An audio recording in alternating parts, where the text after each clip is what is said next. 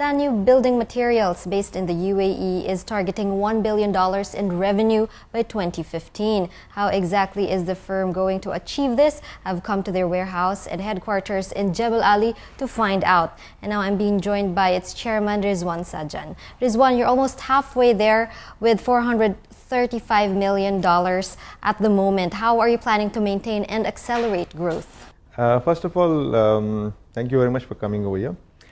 The firm, I would say, we are growing in the recession also at a growth of 25%, and that, keeping in mind that growing with the 25 to 30%, we should be easily able to reach the target of $1 billion in 2015. Right now, as you said, we are in the halfway target. If we do 25 to 30% next year, it will be about 600 million. Then 750 million. So it's 2015, $1 billion is very easily possible. Coming back to the question of how are we going to do it, with this growth of 25 to 30%, which we are maintaining over the years, we should be able to achieve this target. Growth during the recession period was almost impossible. How did Danube manage to do it? There are two reasons. One is expanding, that means opening more and more stores. Number two is also the number of products which we are adding in. If you look at Danube, we are not depending on one product. We are into 25,000 products. So we have so many products. We have become a household name for any building, any construction company or any real estate company.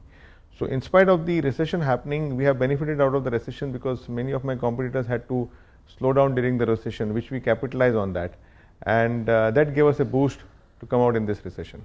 You expanded during the recession, and until now you've not stopped. Tell us about your expansion plans. We are not stopped because we have found that every time we have opened a store, we have got a very good response.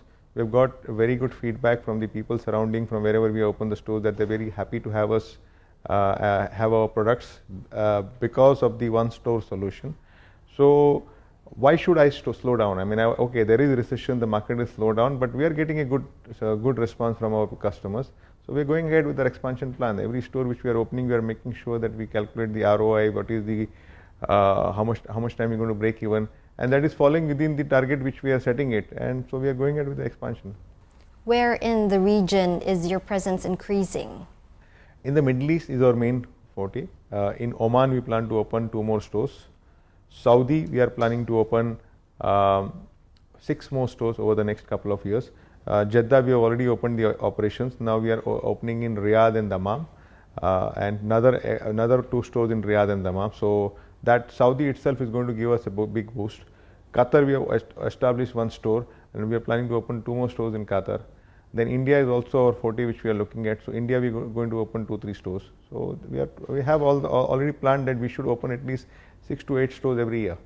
Now, you also have a presence in China. Tell us about what business you are doing there. Yeah, China basically is for sourcing. We don't sell much to China, but China, we have a lot of sourcing happening from China. Because today, if you look at it, most of the products do come from China. We do buy from Italy and Europe and other countries also, but quite a few products come from China. So we have a very strong sourcing base, because when you want to do business with China, you have to be very sure about the quality.